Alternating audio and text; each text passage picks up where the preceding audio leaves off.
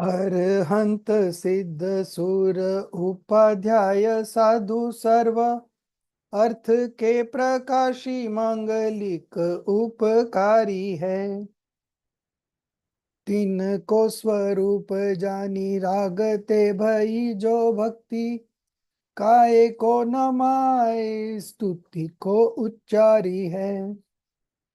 धन्य धन्य तुम्ही से काज सब आज भयो कर चोरी बारंबार वंदना हमारी है।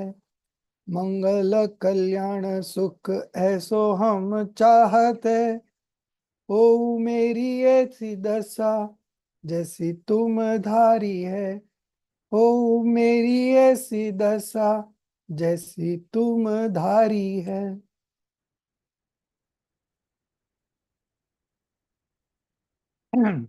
So today we will be doing this chapter on Tirthankar Bhagwan Mahavir, the last of our Tirthankar, 24th Tirthankar, and we are all under his rule now.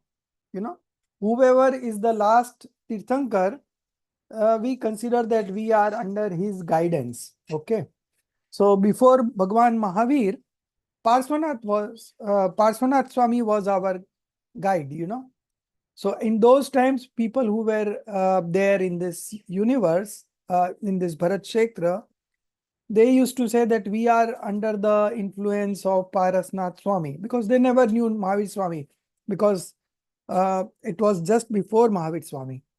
So whoever is the last Tirthankar, we say that we are under the uh, guidance of that Tirthankar, or we are under the rule of that Tirthankar. In Hindi we call it as शासन. हम लोग अभी महावीर भगवान के शासन में है. So शासन means preachings. Okay. शासन means उपदेश. शासन means preachings. So we are all following Bhagwan Mahavir's guidance, his principle of non-violence, his principle of aparigraha, non-possession, and his principle of anekant, non-absolutism. All these principles, although the Tirthankars have been there since time immemorial, but whoever is the last Tirthankar, we say we learned everything from him. Now, after Bhagwan Mahavir, his chief disciple Gautam Swami. Then, after Gautam Swami, the series of the Acharyas Parampara. Okay. So we have Kunkund Acharya Dev, we have Amrit Chandra Acharya Dev, we have Jaisen Acharya Dev, we have Saman Bhadra Acharya Dev. So there are many, many Acharya Devs who have contributed to this spread of religion, and they are carrying this path.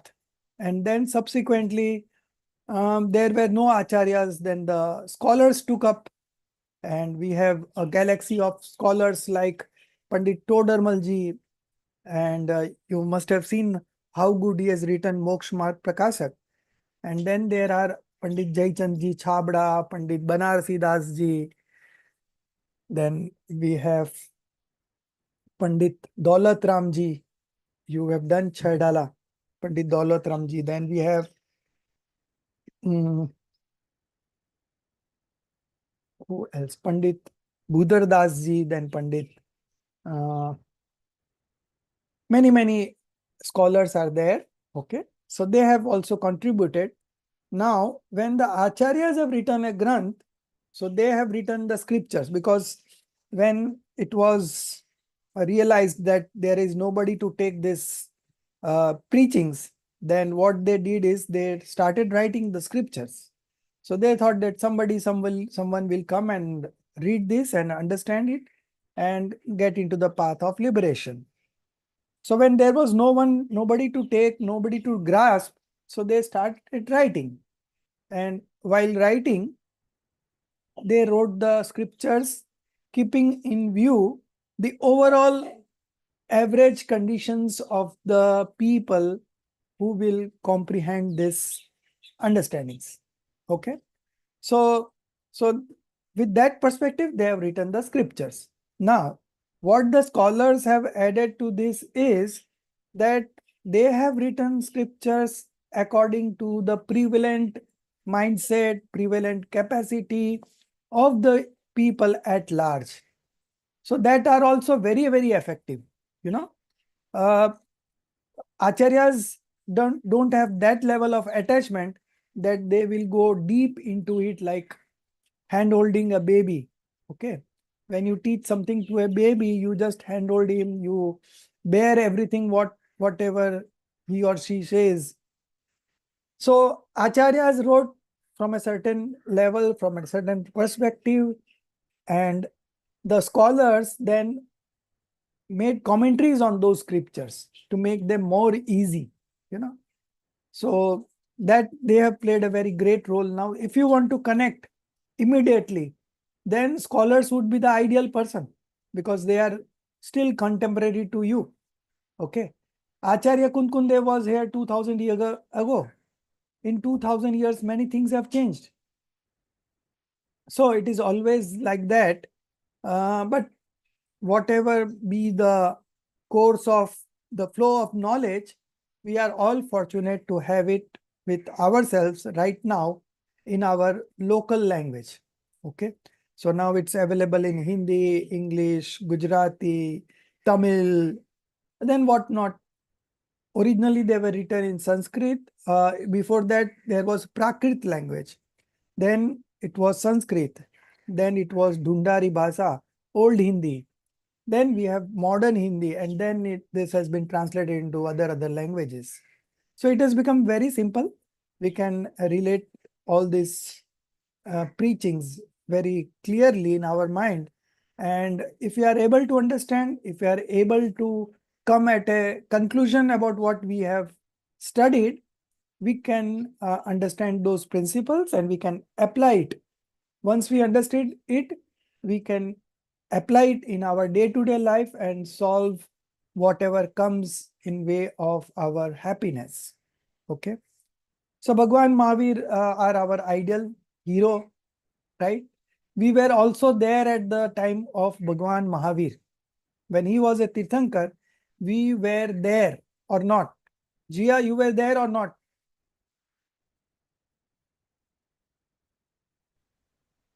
I think we were there. In what capacity? Like our Atma was there in the form of Ah, very um, good, very good. Because Atma is immortal. Okay. Atma never dies. Okay. So we were there in some state of existence. It is immaterial which state we were in, but the thing is that we were also there, and Bhagwan Mahavir was just like us. As we are today, he was like us only. That we will see from this story. Okay.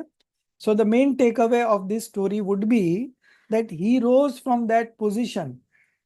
He visualized what he wants to do in life, and then he went ahead into that path with whatever information he received, he got from the previous, not acharyas were not there. In fact, in those times, it was only the Tirthankars who used to spread the religion. So from previous Tirthankars and the tradition that it followed, he got these preachings, and he connected to his soul, his own soul. And that's how he manifested everything. So he is our true leader. Tirthankar does not have a guru. Only for Tirthankar it is true that Tirthankar don't have a guru. They don't get initiated into monkhood through anybody. They themselves do it. Okay. They are having a special kind of rise of auspicious karma where they don't require anybody to guide them. So they are self-guided, and they manifested a role, and they are the pioneer who are spreading the religion. Okay. Tirthankar, तीर्थ का करने वाले. And what is this tirth? Tirth means the one who uh, helps us in overcoming the worldly existence is a tirth. Okay. Jo tare, so tirth. In Hindi, it's very simple. Jo tare, wo tirth. So, and the person who is doing that is called a tirthankar. Okay. So we read in Balbo the difference between a tirthankar and a god. Bhagwan. Do you remember? Any of you remember? What is the main difference between a Tirthankar and a god? Tirthankar gives out Divya Dhwani. Yes, very good. So they have And, this Samosaran called Holy Assembly, and they have this divine sound. What else? they still have the 4 Agati karma. Yeah,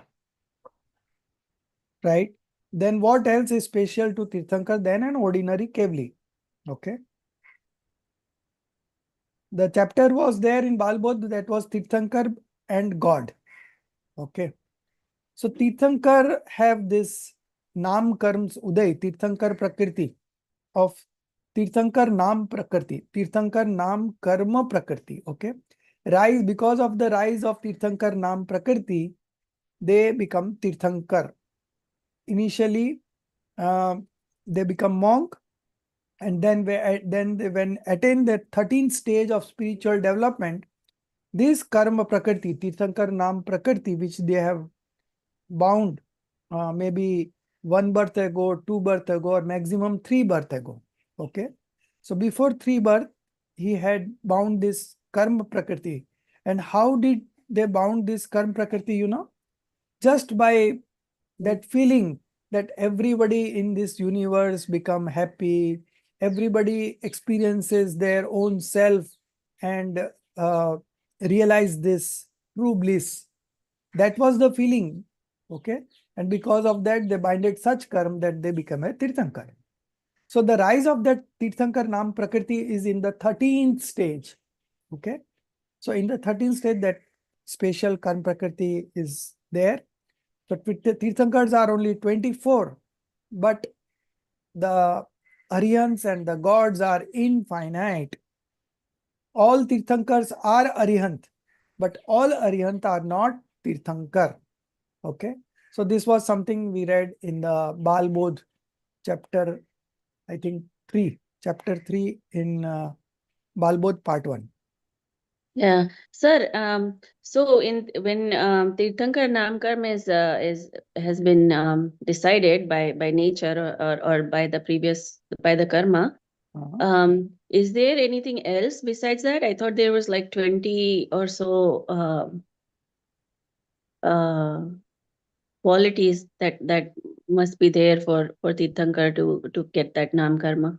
So no, it's not that the qualities are there, but when they become a Tirthankar, this in fact for an Aryant it is 46. Okay. 46 types of qualities. Out of that 46, 42 are related with the body. Okay. Mhm. Only 4 are related with the soul. Okay. So Tirthankar have this special Samosaran, holy assembly. So those are only ordinary Aryan don't have. Both are in the 13th stage, but ordinary Arihant don't have this Samosaran, holy assembly, and the Atishais, that 42 types of special qualities, those are all related to Tirthankar. But the internal qualities, the infinite knowledge, infinite perception, then infinite bliss and infinite power. These 4 are common to all the Arihant because they have conquered 4 obscuring karmas: Jnanavaran, Darshanavaran, Mohniya, and Antaray. Okay. So because of these 4 karmas they destroyed, they have attained 4 internal qualities, which is common across all Aryant. So whether he is a Tirthankar or he is an ordinary Aryant, these 4 internal qualities are the same. Now the external 42 qualities are only related to Tirthankar. Okay. So that is the difference between a Tirthankar and an ordinary Aryant. But when we say God, so in God we include Aryant and Siddh. Those who are liberated, they are also God. And those who are in the 13th stage of spiritual development, the Aryant, they are also considered as God. Whereas Tirthankar is only in the 13th stage. He has still 4 non-obscuring comes left to be conquered. Okay. So we have now Simandar Paramatma in Mahavidya Kshetra.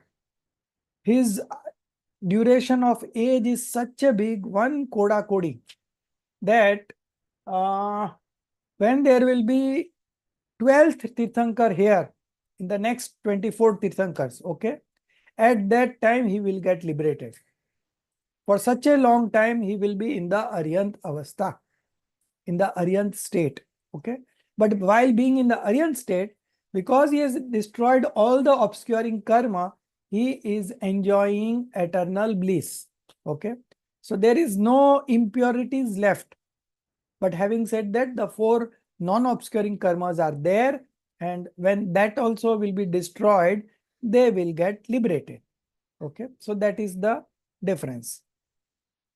Okay, so we'll read this. So, sir, Yeah, I have a question. So, Sri Mandar Swami's age is going to be very big. yeah, And 1 crore kodi, 1 crore into हाँ, 1 crore, I suppose. या तो इसका मतलब उनके कर्म भी ये चारों कर्म अभी तक कंप्लीट नहीं हुए हैं नहीं, अगाति एंड बाकी है, अगाति बाकी. Non-obscuring are left, and हाँ obscuring they have already conquered. That's why they are in the Aryan stage. हाँ और अभी भी 12th तीर्थंकर का निर्माण नहीं हुआ है. This is also one No, reason. no. When now this after this 24 Tirthankars, now Bhagwan हाँ Mahavir was the last one, okay? Right yes So now there will be no Tirthankar in this 5th era, no Tirthankar in the 6th era. Then the cycle will be reversed. First it will again be 6th era, no yes Tirthankar.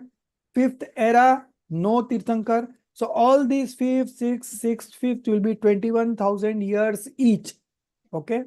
And then right when the 4th era will come, there will be the first Tirthankar. Okay. So when in that sequence 12th Tirthankar will come, which will be somewhere in the middle of the 4th era, then only the Simandar Bhagwan will get liberated.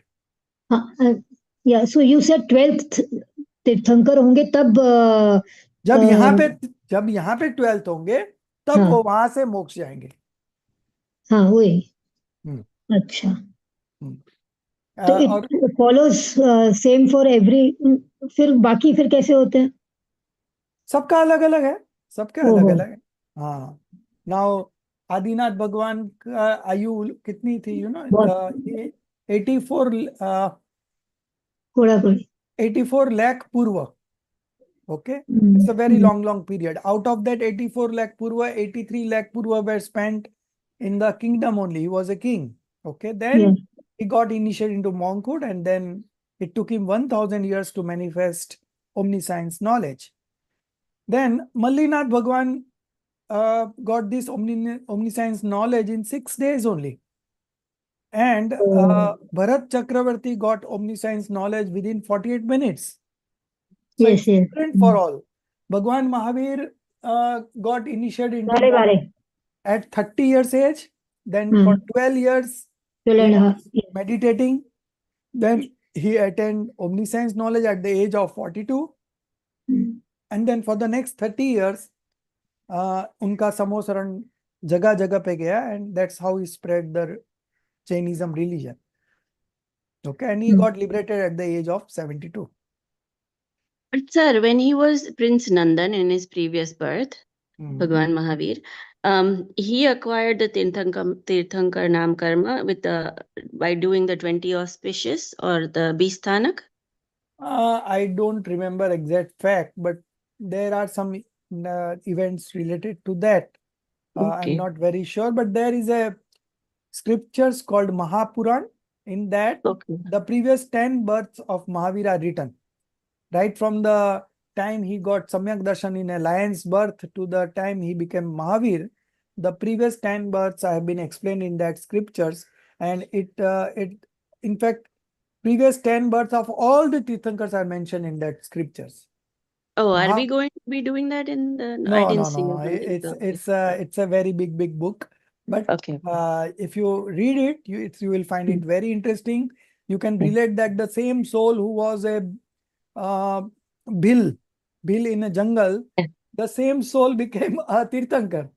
Yeah. The same soul who was a prostitute in his earlier birth, now is a Tirthankar.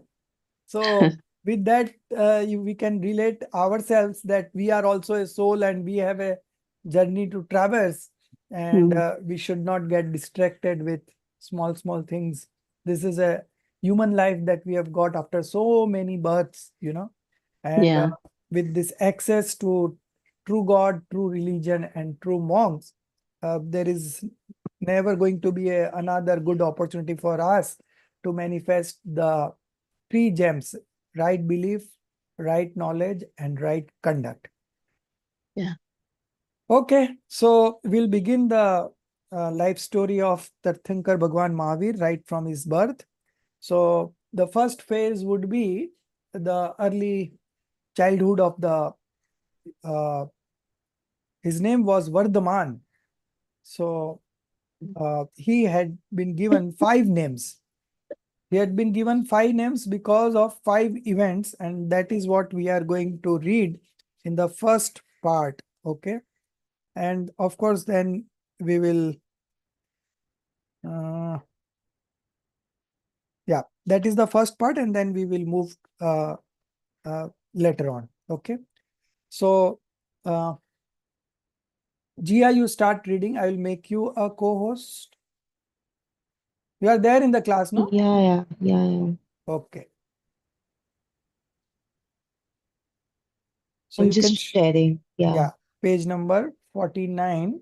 So you can read the next time. Arun, start reading. You have the textbook with you, right? Yes, sir. Sir, from the starting. Yeah, page 49, starting. Sure, sir. I can Tirthankar start Mahavir it. was Sorry. Tirthankar Mahavir was the last and the 24th Tirthankar of his epoch. There were 23 Tirthankars before him, example Rishabdev and others.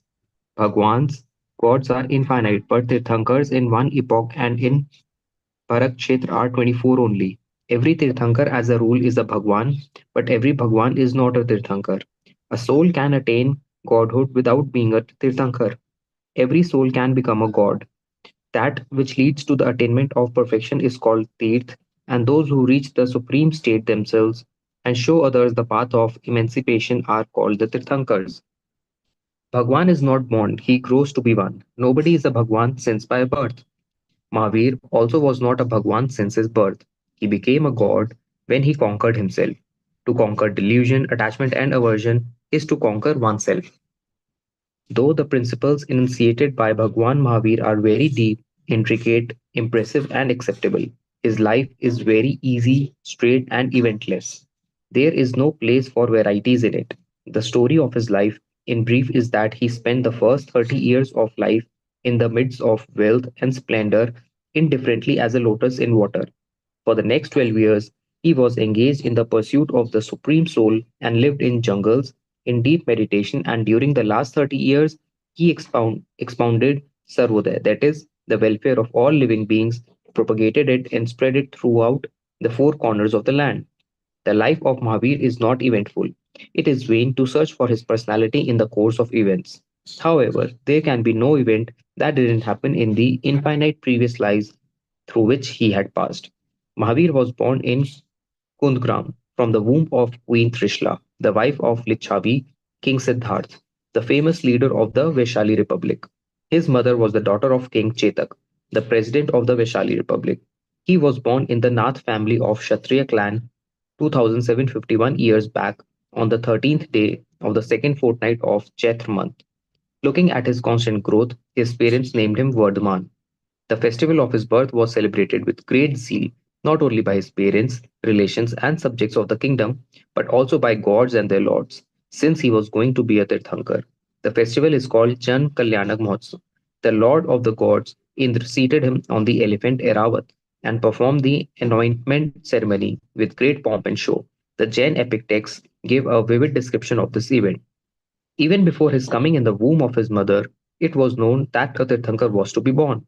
One night, in the last hours, Mother Priyankarini Trishla, in her quiet sleep, saw the following 16 dreams indicative of a very auspicious happening: an elephant mad with intoxication, a white ox with high shoulders, a thundering lion, Lakshmi, the goddess of wealth, seated on the lotus throne, two fragrant garlands, moon in the assembly of stars, rising sun, two gold pitchers covered with lotus leaves, two fish playing in the tank, a tank full of to the brim with clean water, the roaring ocean, a throne inwrought with jewels, a chariot of gold illuminated with gems, the auspicious sky touching the abode of Dharnendra, a pile of gems, and fire without smoke. Free from the morning engagements, Mother Trishla went to King Siddharth and told him of the 16 dreams. She wanted to know their effect. The king was well versed in Nimit Shastra, scriptures of instrumental causes. He was very happy to know of the dreams. The auspicious effect of the very happy dreams was conveyed to Mother Trishla by his very happy facial expressions. He told her that she was going to be blessed with a son who would become a Tirthankar and rule over the hearts of the creatures of the three worlds, would propagate the principles of emancipation, and would be very fortunate. The womb of Trishla became as holy as that of Marudevu, who gave birth to the first Tirthankar, Adinath or Rishabdev. All in all, these dreams indicate that the son to be born to Trishla would be as soft as leaves of flower, as cold as the moon, as illustrious as the sun, a destroyer of the darkness of ignorance, powerful as an elephant, active as a bull, deep as an ocean, pure as the pile of jewels, and bring in the flame of a smokeless fire. Boy Vardhman entered his mother's womb on the sixth day of the second half of Asht month. Boy Vardhman was healthy, handsome, and possessed of an attractive personality since birth. He justified the name Vardhman given to him, growing like the digit of the moon on the second day of the bright fortnight. His gold like physique attracted all and sundry. The Lord of Gods himself assumed 1,000 eyes to drink deep the beauty of the frame of the Lord. He was a sentient, thoughtful, discriminate, and fearless boy. He didn't know any fear. He was an embodiment of courage. He was therefore known as Veer and Ativeer since his childhood. Five of his names are famous: Veer, Ativeer, Sanmati, Vardhman, and Mahavir. He was prompt and ready witted and never lost his balance in difficulties. On a day, boy Vardhman, delighting his parents and citizens by his childlike playfulness, was playing in the garden with other princes. He climbed a tree in his playful spirit. Meanwhile, a terrible black snake encircled the trunk of the tree and began to emit fumes out of a fit of anger that would shake even the very strong. Finding themselves in adverse circumstances, the child began to shiver with fear. But that terrible snake could not could not disturb patient and strong child Mahavir. Seeing Mahavir fearlessly and without hesitation coming near it, the furious snake left the fury and went his way. In the same way, once an elephant became mad and began to spread havoc in the city. Breaking away from the pillar of the building in which elephants are kept, the whole city was agog and people began to run from one place to the other in panic. Prince Vardhan, however, did not lose his presence of mind and controlled the elephant with his power and cleverness. The bravery and patience of the prince became a talk of the common men in the city. He was a genius and could solve great problems easily. He was quiet by nature. The seriousness grew with his entry into youth. He loved loneliness. He was always busy pondering over the fundamentals of life and death and indulged in deep discussions. Those eager to get to truth placed their misgivings before him, and he solved them in no time. Most of the doubts and misgivings were resolved by the sight of his calm posture. The big doubts about the fundamentals of religion of the big monks were removed by just having a look at his physical frame. He was himself a solution of these misgivings. One day he was sitting in the fourth story of his palace, deeply engrossed in contemplation. His comrades came and asked Mother Trishla where Vardhman is. Busy in her household, the mother just pointed to the upper story. The boys ran to the seventh story but didn't find Vardhman there. When they asked King Siddharth, who was studying religious tests, where Vardhman was, he just pointed to the lower stories. Hearing the contradictory statements of the father and the mother, the boys were confused. They searched every story and found Vardhman in the fourth one studying. The boys complained that they had searched all the stories of the palace and Mahavir was hiding there as a philosopher. Vardhman asked them why not why they didn't ask the mother to tell them where he was. The boys said that the whole trouble arose of the asking arose out of the asking. The mother told them that he was up, while the father told them that he was downstairs. The problem was where to find and where the truth lay. Vardhman told them that both were correct. that he was on the fourth story up from the point of view of the mother and down from the point of view of the father. The mother was on the first story while the father on the seventh. The positions downwards and upwards are relative. Without relativity, there is no question of downwards or upwards. Though the nature of the substance is without any relation with any other substance, the description is relative. Thus, Boy Vardhman used to explain lofty principles to the boys easily. The world tried to persuade him to follow their path, but Mahavir was engrossed deep in the depths of the soul, and so the world couldn't entangle him to follow their path. Youth threw its die on him, but in vain. The parental affections tried to block his way, but he didn't float on the flood of his mother's tears. Influenced by the physical force and handsome appearance of Mahavir, many kings came with their beautiful daughters who would put to shame even the goddess of the heavens, and offered them to him. But the mind of Mahavir was not in them, though he was all the while in their minds. The parents tried to persuade him to accept any one of them, but he was determined not to bind himself in the marriage tie. Other attempts from all sides were made to keep him in the bondage of the worldly existence, but he had resolved to free himself from those shackles. Who can bind one who has broken the bondage of delusion? Stop. Okay, So sir. this is the first part of the story, wherein the main part is the 5 names that has been given to Bhagwan Mahavir. Not Bhagwan, he was not Bhagwan at that time. He was a kid Vardhaman. Okay. So these 5 names have, each name has got some events related to it. And that 5 events are given here. I will just tell you to mark those 5 events. Before that, when a soul of Tirthankar comes into the, before it comes to the womb of the mother, okay, so that mother have these 16 dreams, okay, and that 16 dreams, all dreams are indicative to something, you know. So that 16 dreams indicate that that the soul of Tirthankar is going to come in your womb, okay. And this 16 dreams, an elephant mad with intoxication, a white ox with high shoulders, each of these dreams have some indication, okay. So that we can see in this second paragraph of page 51. These dreams indicate that the son to be born to Trishla would be as soft as leaves of flower. Okay. So, what is this? Yeah. So, leaves of flower is the 5th one. Okay. Then, as illustrious as the sun. So, that is number 7. Okay. Then as cold as the moon, that I missed. That is number 6. Then a destroyer of the darkness of ignorance. That I'm not able to connect which number it is. Then powerful as an elephant. That is the first one. An elephant mad with intoxication. So that is powerful as an element. Then active as a bull. Number 2. Then deep as an ocean, number 11. Then pure as the pile of jewels, that is number 15. And bright as the flame of a smokeless fire, that is number 16. So each dreams relates to something meaningful. It's not that the dreams have come just like that only, but each dreams has this. Similarly, Chandragupta Maurya also had these dreams, okay? And that dreams tells us what is going to happen in future.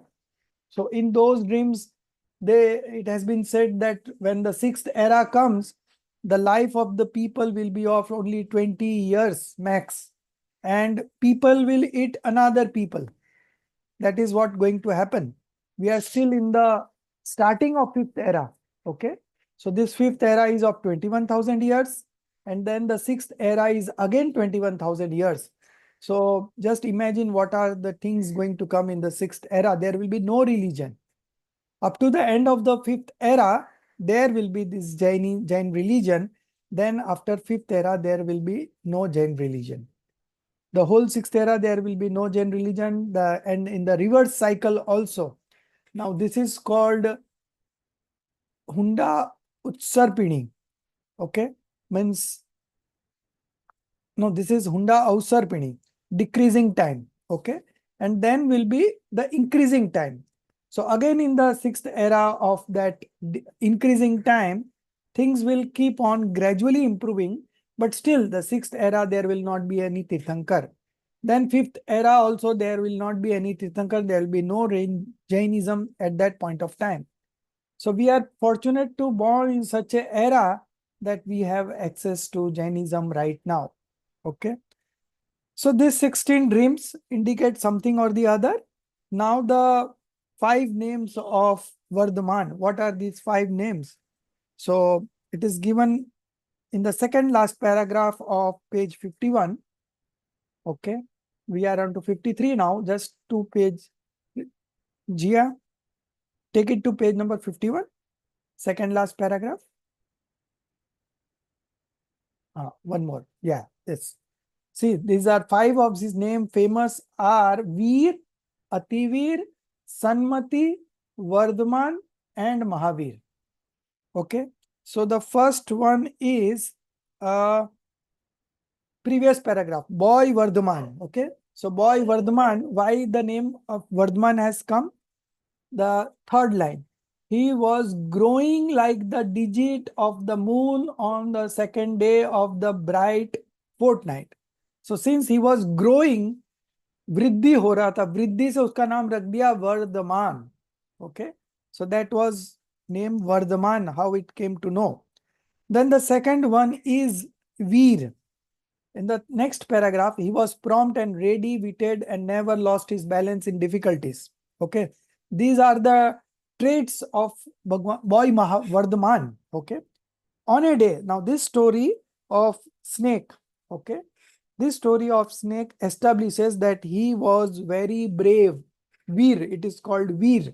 So the name Veer comes from this story. Okay, so what is the story? That on a day, boy Vardhaman delighted his parents and citizens by his childlike playfulness, was playing in the garden with other princes. He climbed a tree in his playful spirit. Meanwhile, a terrible black snake encircled the trunk of the tree and began to emit fumes out of a fit of anger that would shake even the very strong. Because once he bites, that terrible black snake is so full of what you call venoms, that if he bites somebody, then that person is going to die immediately. It was such a dangerous snake, you know, and he was angry also. That's why he was fuming out in a fit of anger. Okay, finding themselves in adverse circumstances, the children began to shiver with fear, because all were kids. So they began to shiver with fear. But that terrible snake could not disturb patient and strong child Mahavir. Okay. Seeing Mahavir fearlessly and without hesitation coming near it, so he was advancing towards the snake. The furious snake left the fury and went his way. Okay. So this is how the name Veer came for Vardhaman. The third is Ativir. Now there is again a story in the next paragraph, page 52, second paragraph. Jia. You get lost in between? No, sir. So you No. keep your video on. That's why I would prefer everybody should keep their videos on, so you don't get distracted. This is for on our benefit. Now I'm keeping my videos on, so I'm more alert than ideally I would be. Okay. So if you keep your videos open, you will only be benefited. I don't mind whether you keep open or not. So the third name, Ativir, that has come from this way, from this story. In the same way, once an elephant. So this elephant story proves that he was Ativir. Ativir means extra brave, more brave. Okay.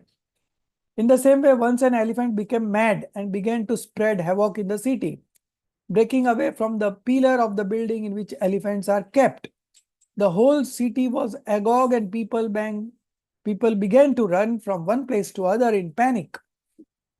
Prince Vardhaman, however, did not lose his presence of mind and controlled the elephant with his power and cleverness. So you see, animal like elephant, such a big creature, and this boy Vardhaman, he was a kid only. He did not lose his presence of mind. So you see, the day he was born, he had this inbuilt capacity or the attributes of all the making of a great personality. Okay. So he did not lose his presence of mind and controlled the elephant with his power and cleverness. The bravery and patience of the prince became a talk of the common man in the city. So this Ativir name came from here. Okay. Now the next paragraph is about the fourth name, Sanmati. Okay. You could see that name in the previous page, the Sanmati. Okay. So Sanmati means genius. Having a good mind is a Sanmati. So this story about Sanmati is that his posture, seeing his posture, the two monks who had a question in their mind, and that answer came from this Prince Vardhaman. Just by looking at this Prince Vardhaman, they got the solution in themselves, and that's why he was called a genius, Sanmati. So let's read this story again. He was a genius and could solve great problems easily. He was quiet by nature. The seriousness grew with his entry into youth. He loved loneliness. He was always busy pondering over the fundamentals of life and death and indulged in deep discussions. Those eager to get to truth placed their misgivings before him, and he solved them in no time. Most of the doubts and misgivings were resolved by the sight of his calm posture. The big doubts about the fundamentals of religion of the big monks were removed by just having a look at his physical frame. He was himself a solution of these misgivings. Now, in that Puran, the story says that two monks by the name of Sanjay and Vijay, both were having special qualities in them. Okay. And they had some doubt in their mind, and they came to see Lord Mahavir. Not Lord Mahavir, but the Prince Mahavir. He was a prince at that time. The son of a king is called a prince. So they came to Prince Mahavir and their problem got solved. So this is how he got the name of Sanmati. And the last of the name is Mahavir. Why he is called a Mahavir? So again there is a story. So Vardhaman, no? Vardhaman was his childhood name, but ultimately he was given the Right. title of Mahavir. Okay. Correct. So not only great, but so that is the story is there in the page number 53, third paragraph. Influenced by the physical force. Okay. So this is how he got the name Mahavir. Influenced by the physical force and handsome appearance of Mahavir, many kings came with their beautiful daughters who would put to shame even the goddesses of the heavens. Means they were so good looking that even they can put shame even the goddesses of the heavens who are considered to be the most beautiful. But those daughters were beautiful than those goddesses also, and offer them to him. Everyone wants to get their daughters married to a good personality. So he was the ideal personality at that point of time, and all the kings were just after him to get their daughters married. But the mind of Mahavir was not in them. He was not interested in the sensual pleasures, though he was all the while in their minds. The parents tried to persuade him to accept any one of them. The parents wanted to get him married off. But he was determined not to bind himself in the marriage tie. Okay. So why this is it's being said that he was determined not to bind himself. So if you get married, you are binding yourself? In what sense? In what sense it is being said here that he was determined not to bind himself in the marriage tie. So with marriage, Attachments. with marriage comes many responsibilities. Okay. Then the children, bringing up the children, looking after the house and everything. So he was determined not to engage himself in these worldly activities. He wanted to become a monk. So one more thing, he would be Hmm. diverted from his perspective of what he was Yes, yes. thinking. Yeah, that is called what he did not want to bind himself. Okay.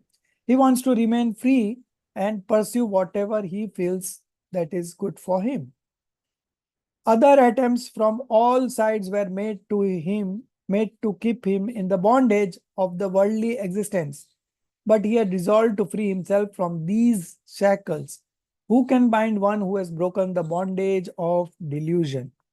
So this is how he won over attachments and aversions, and he came to know as Lord Mahavir. Okay. So these 5 names have this relevance, and this is what we are looking in the first part. Apart from that, I already explained you that for 30 years he spent his life in the midst of wealth and splendor. The next 12, he became a monk, and he was in the pursuit of the supreme soul and live in the jungle in deep meditation. And then during the last 30 years, he expounded Sarvodaya, the welfare of all the living beings of the universe. Okay.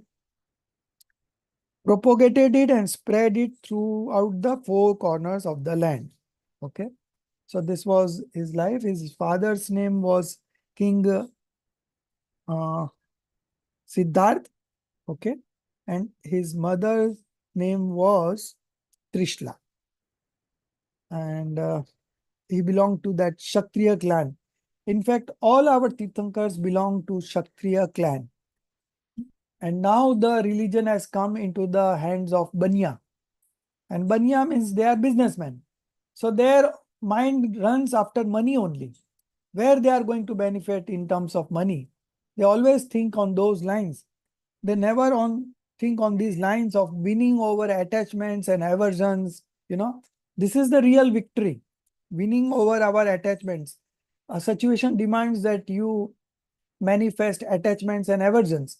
But in that same situation, if you are able to remain passionlessness, if you are able to remain passionless, then it is called bravery. Okay, this is what the true bravery is. So 16 dreams and the 5 names. This was what highlighted in the first part. Now coming on to the second part. So may I ask a question? Yes. So in Shwetambar, I think we say Chaud Sapna, which is 14 dreams. So So difference how will be there. In Shwetambar, in Bhaktamar Stotra, there are 44 verse. Okay. In Digambar tradition, it is 48 verse. Then in Shwetambar tradition, Mallinath Bhagwan was a lady. Right. So these differences are there, and we don't want to get into that discussions. That difference will remain. Now you have to understand the principles and decide this is right or not, this is justified or not, because these are some facts which we are not able to prove it, right? So we don't want to get in that discussion. Whatever is written, but the principles that we can apply in our day-to-day life and we can become happy, that is what we can experiment. Okay, that is what we can check out. So we will do that checking, and based on that, when they are not saying anything wrong in the purposeful elements, so why Yeah. they will say something which is wrong in the non-purposeful things. Okay. So if Srimad Rajchandra ji, in one of his letters, in the last year of his life, he has written 20 names of the scriptures which are true Shastras, Sat Shastra. Okay. I can share that letter. It's in the Updesh Nond, letter number 15. Okay. So out of that 20 names of scriptures that he wrote are true Shastras, and he has studied those 20. 19 belongs to Digambar sect. Only one is from Svetambar. Okay. Now, my question is, in spite of that, if you go to any Srimadji center, there are around 12, 13 centers throughout the country. Okay. Nobody would highlight that letter because nobody wants to study. They just want to do bhakti and spend their time in imagination. They don't want to get into the roots of all these preachings. Now, if you believe somebody, then you should follow his advice, no? So Srimad Rajchandra ji wrote there that Digambar Jain Dharma is the truest of all religion. Based on what? Based on the scriptures that he read, based on the names that he has recommended. And this was written in 1900 and in the year 1901, the year he died. But people ignore this because I want to spread my name. Okay. So if I say this is correct, then I have to be an expert in that scripture. I have to read that scriptures, and these scriptures are not that easy to understand and comprehend also, you know.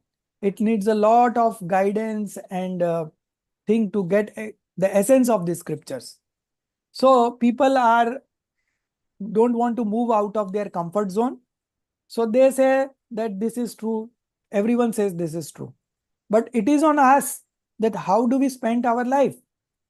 We don't want to spend our life on something which at the end of 20 years we find that, oh, this is all wrong. Recently, I saw 2-3 videos on YouTube. You can also check out. Those were the interviews of people who had spent 25 years in Brahma Kumari's ashram.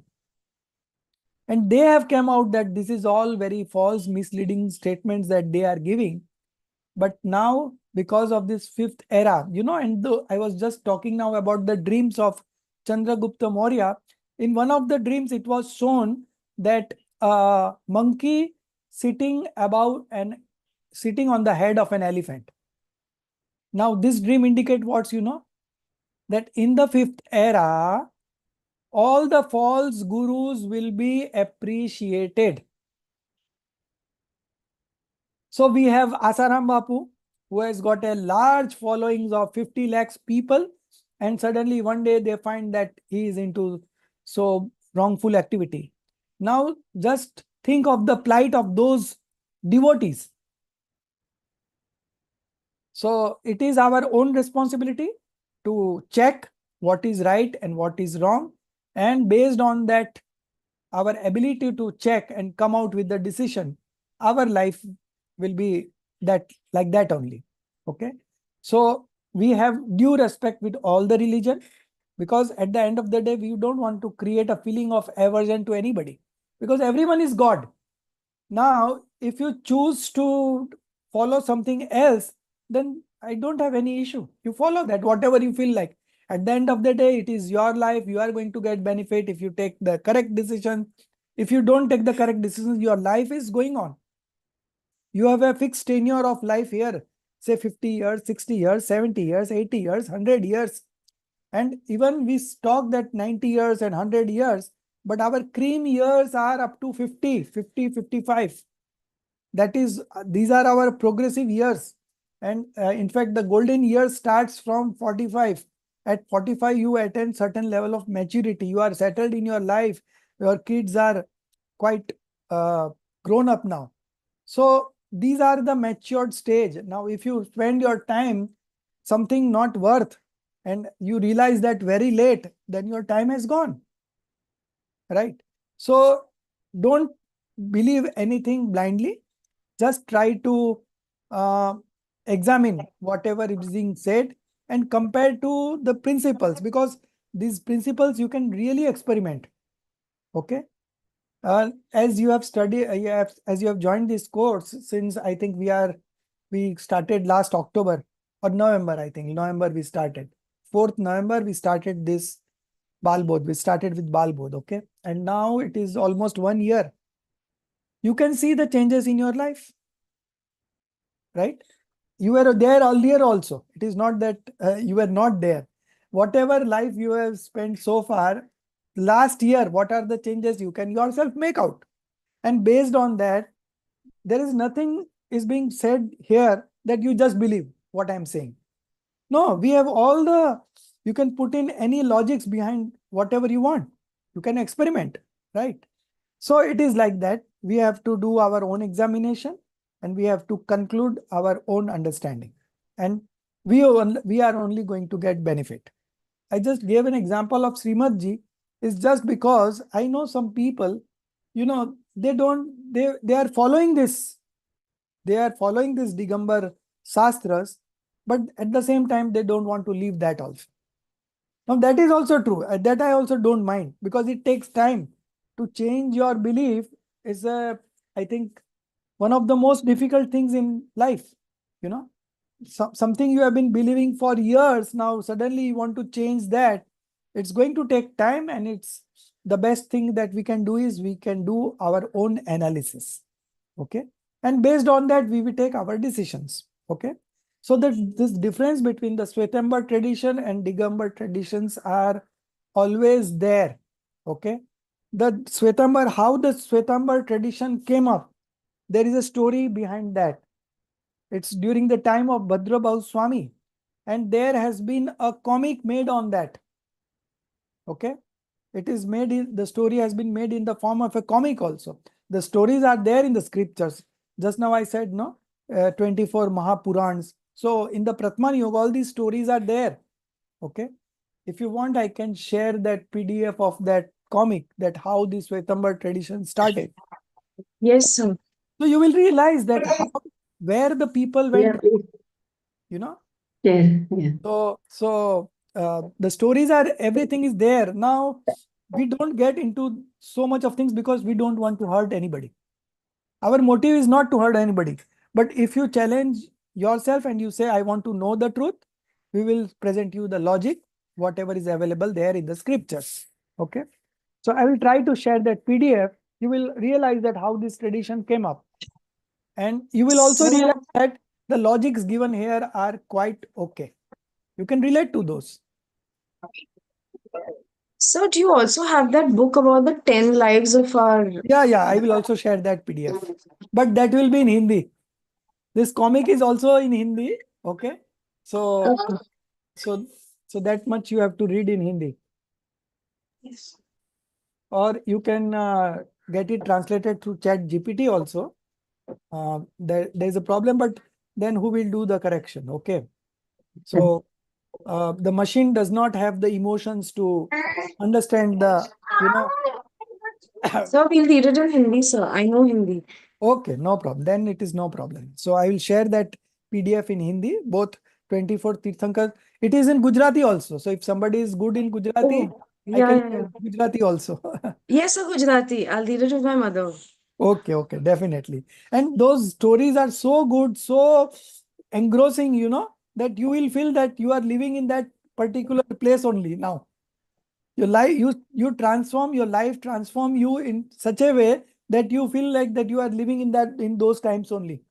They are written such a nice way. One Hari Bhai ji was in Songad. He has got a very good flair of writing stories, you know, and he has written all these stories. So I will share that definitely today itself. I will share. Okay. Okay. So now we will move into the second phase of Bhagwan Mahavir's life. The in the 30th year, he initiated himself into monkhood, because all these marriage and all, he got over about all this. And his parents could not persuade him to leave this path and come and get married. Okay, so then he became a monk, and his struggle while being a monk, that is the second part of the story. And the third part is is about the Indrapati Gautam, his chief preceptor. Okay, so that will be the third and the last part of the story. So first we will do the second part. So Jia, you only read. Yes, so is it from accordingly? Pardon? Is it from Yeah. the word? Yeah, Yes, yeah, yeah, yes. yeah, yeah, yeah, yeah. So why you are getting lost in between, Jia? No, so I'm not feeling a little well today. That's Acha, why. acha, acha. Okay, so I appreciate that in spite of not feeling well, you are attending this class. So I would appreciate that. Okay. Yeah. Yeah. Okay. If you are Accordingly, able, then read. Otherwise, I will no, tell no, I somebody. can read. Okay, no problem. Accordingly, he left his home in the 30th year of his youth. On the 10th day of the first half of Maksir, he adopted the Digambar Jain cult, became naked, and engaged himself in the pursuit of his self in the solitary forest. The Lokantic gods came from the heavens and praised him for his resolve with great reverence. Monk Vardman used to remain silent and did not talk to anybody. He was always engrossed in the contemplation of his soul. He did not even remember that he needed a bath or the cleaning of his teeth. He used to rest in the caves of the mountains, holding friends and foes alike, and was not disturbed by the fury of the inclemencies of weather. The cruel animals of the forest saw his calm posture, natural ease, and non-violent life, and forgot their natural enmity and became friends. Snakes and mongooses, tigers and cows used to drink water from the same well. Wherever he stayed, the whole atmosphere was full of peace and quiet. If sometimes he happened to have a liking for food, he would go to the nearest town with strange mental reservations. If some householder gave him pure food according to the scripture's command and with 9 types of rituals, he would take his meals and soon return to the forests. He also accepted food once at the hand of grief-ridden Sati Chandanbala. Thus engaged in external and internal penances, he, he spent 12 years. At the age of 42, in his state of deep self absorption, he annihilated subtle attachment and attained the completely detached state of his being. With this state of spiritual development, he attained omniscience also. He became real Mahavir, having conquered the enemies of delusion, attachment, and aversion completely. He became a Bhagwan being an omniscient and a completely detached being. Um, in what is this? The fruition of Tirthankar Namkaran, he got that status and was known as Bhagwan Mahavir. His divine message was delivered first on the first day of the month of Shravan, on account of which this day has been celebrated in the whole of India as Veer Shasan Jayanti. Kuber was ordered by the Lord of the Gods to construct a huge meeting hall called the Samavsharan for the worldly creatures to meet and hear the divine message of Lord Mahavir. Every being was entitled to go there and hear the message. There was no distinction of big or small. One whose conduct is non-violent, who has touched the intrinsic nature of substances, who has driven deep in his own self, is greater than not only human beings but also gods, though he may be born in a low family. In his religious congregation, kings and the commons, rich and poor, black and white, all sat together and listened to his message. Animals, along with gods and humans, also sat there and listened to the divine teachings of the Lord. Such equality amongst the creatures of this world is difficult elsewhere. In the fourfold federation of the Lord, there were monks, she monks, male and female householders. Many learned scholars opposed to him became his disciples, shunning their own wrong conceptions after being influenced by his message of universal love and goodwill. The chief among them was his chief disciple, Indrabhuti Gautam. He was accepted as the first preceptor of the Lord and became famous as Gautam Swami. The story of how he was initiated into Digambar Jain monkhood is quite interesting. Stop. So this story of Indrabhoti Gautam would be the last part of this story. Very interesting story. And this story also encourages us that whatever state we are in, it is never late. The moment you think you can do this, you can do this. Okay. And you can get liberated. So Bhagwan Mahavir's second phase of life, that he became a monk. Okay. And he engaged himself in the pursuit of his self. So usually the initiation is done by an acharya. But in case of a Tirthankar, there are no gurus to him. He gets initiated into monkhood on his own and he became a monk. The Lokantic gods, a type of heavenly beings, okay. The Lokantic gods came from the heaven and praised him for his resolve with great reverence. Why they praised him? Because he was a prince and he was a king's son, and they were quite a good looking daughters the king wanted to offer to Prince Vardhaman, but he never bowed down to those offers. And that's why the Lokantic gods also praised him. Monk Vardhaman used to remain silent and did not talk to anybody. The moment they take initiation into monkhood, they become silent.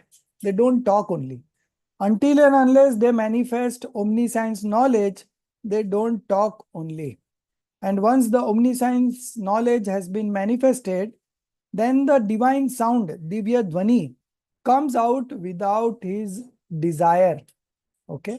There is no desire to say anything because he is engrossed in himself. But this Divya Dhvani comes out on its own. Okay?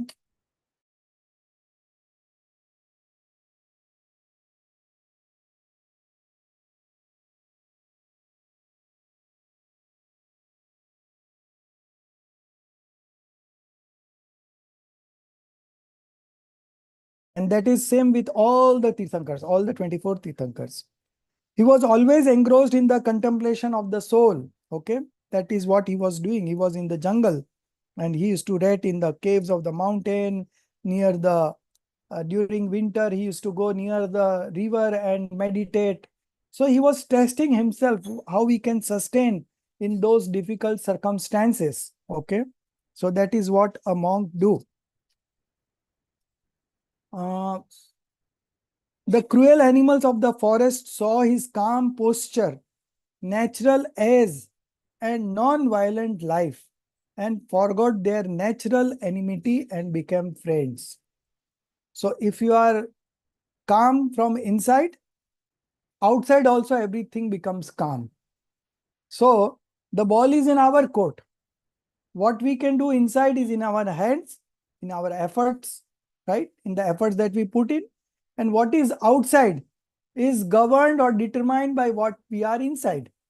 Okay. So such is the influence of the passionlessness that a monk develops, that because of that passionlessness, he is so calm in his posture that even the most violent animals like lion and cow, they all become very calm. Snakes and mongooses, tigers and cows used to drink water from the same wharf. Now, these are all opposite animals. If a snake sees a mongoose, he will attack him. And if a mongoose sees a snake, he will attack him. So similarly, tigers and cows, they all used to drink water from the same wharf. There was no enmity. Now, what is the cause behind that? The calm posture of that monk. The monk are so calm in their posture. The monk are so good in their outlook. Even by looking at a monk, people manifest right belief. That is the influence of such a Bhavlingi Muniraj. Wherever he stayed, the whole atmosphere was full of peace and quiet. Okay. So whatever is outside is just a reflection of what is inside. So if you are free from any clutter inside, outside also everything will appear to be pleasing to you. Okay. So to be happy in all situation is something that we look forward by putting all these principles in use whenever there is a problem in our life. And if we are able to be happy in all kinds of situation, in all kinds of adverse situations, then definitely our life is going to be good from outside also. We will be appreciated by one and all, you know.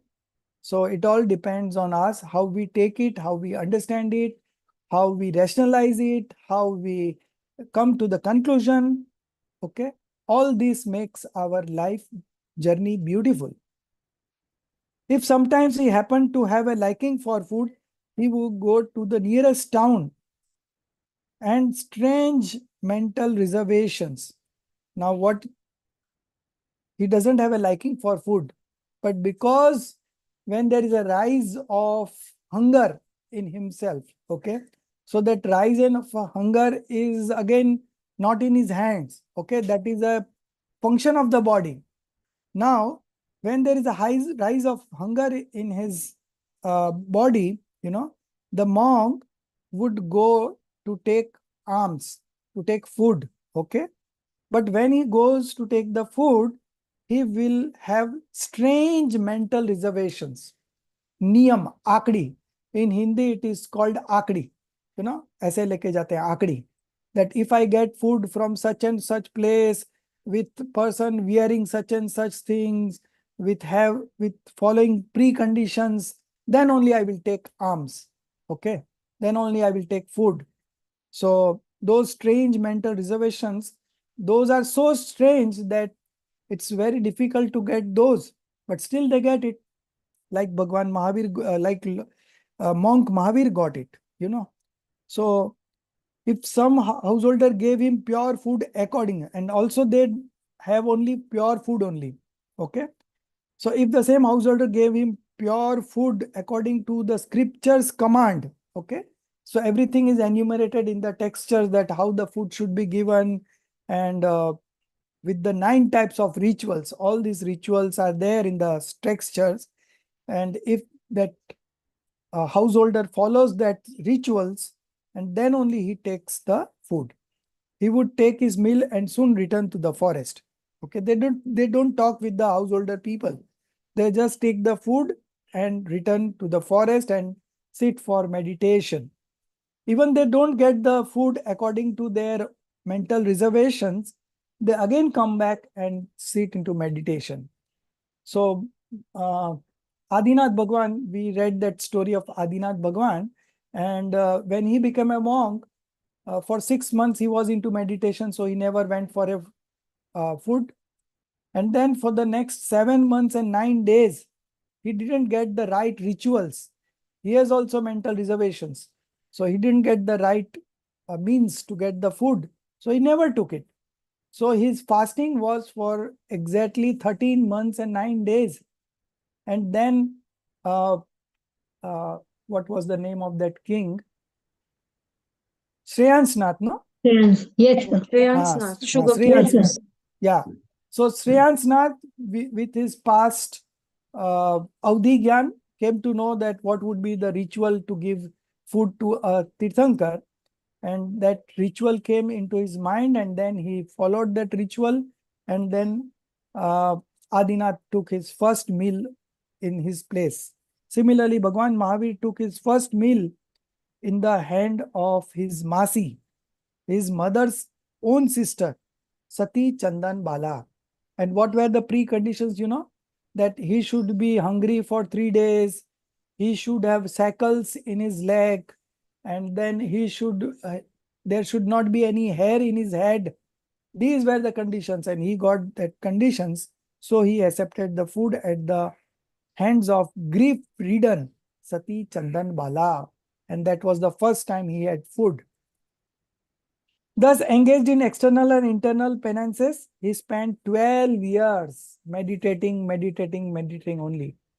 And finally, at the age of 42, in his state of deep self-absorption, deep self-introspection, he annihilated, he destroyed subtle attachment,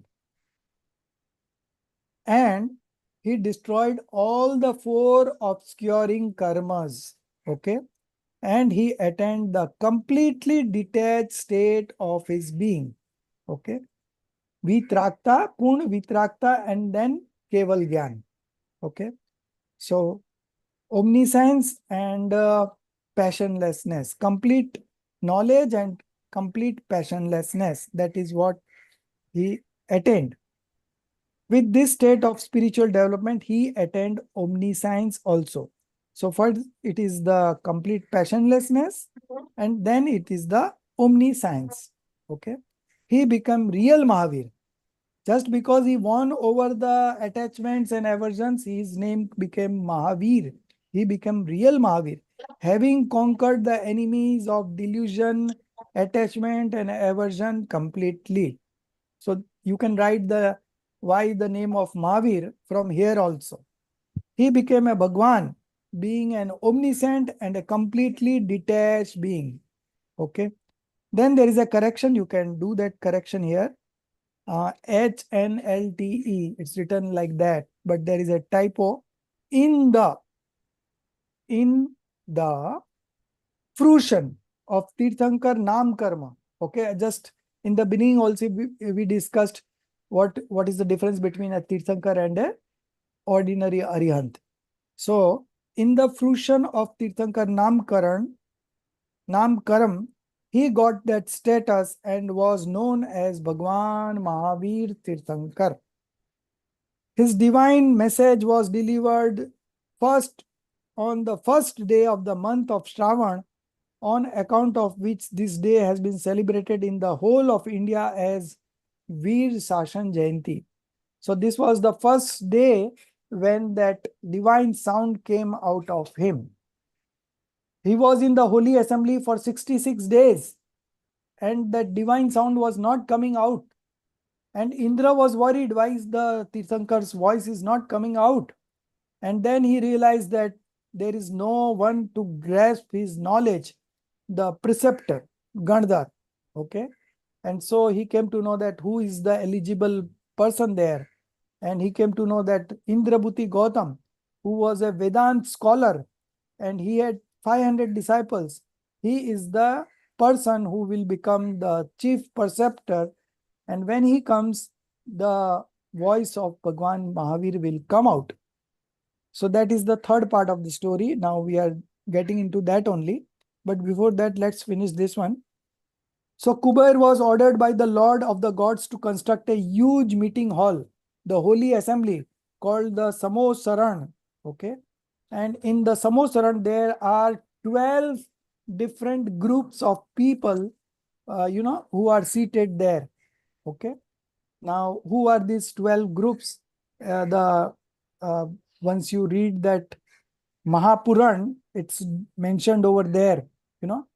Only the hellish beings are not there. The heavenly beings are there. The humans are there, and the subhuman are also there. Okay. So in the subhuman state, those who are with mind, they also attend that Samosaran. And everyone understands the preaching in their own language. Okay. So that is the uniqueness of Divya Dhvani.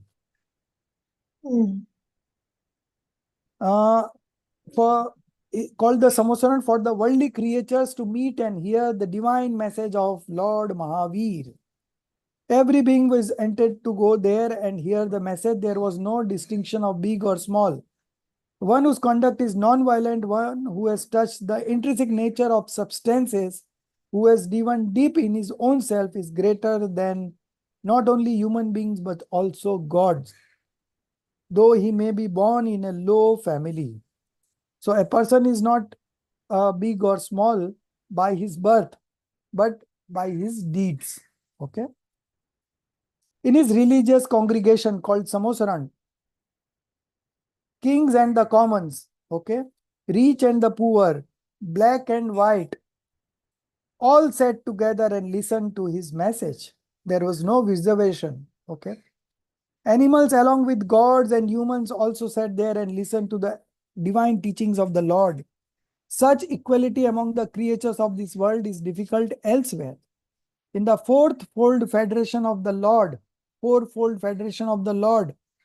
there were monks, she monks. So monks is Muniraj, she monks is Arjika, male is Sravak, male householder is Sravak, and female householder is Shravika. So all these four constitutes the Chaturvid Sangh, fourfold federation. Okay. So this fourfold federation will be there up to the end of the fifth era. Okay. And when this fifth era will come to an end, only these four people will be there. One monk will be there, one she monk will be there, one male householder will be there, and one female householder will be there. And they will take fasting the last 3 days, and then they will also die. And this fifth era will come to an end. This religion, Jainism, will also come to an end. There will be no further Jains in this sixth era. Okay.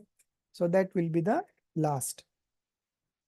So this fourfold federation was there. Okay. Many learned scholars opposed to him because his disciples shunning their own wrong conceptions after being influenced by his message of universal love and goodwill. So this is very beautiful. Universal love and goodwill. His message of universal love, because each and every soul is a God in himself. Okay. So whom should I have a liking and whom should I dislike? No distinction.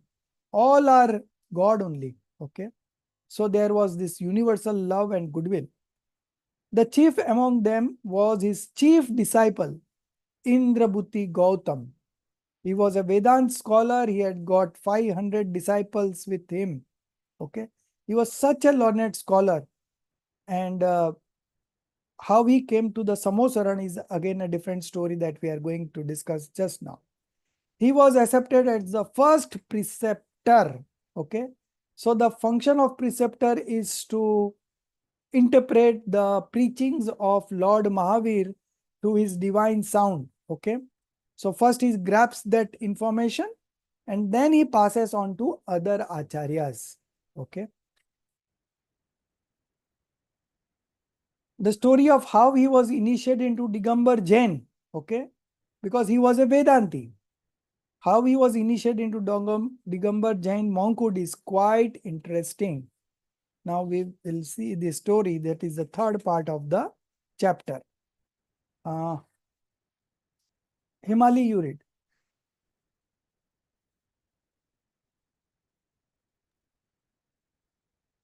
Indrabhuti Gautam was well versed in the Vedas and Vedangas.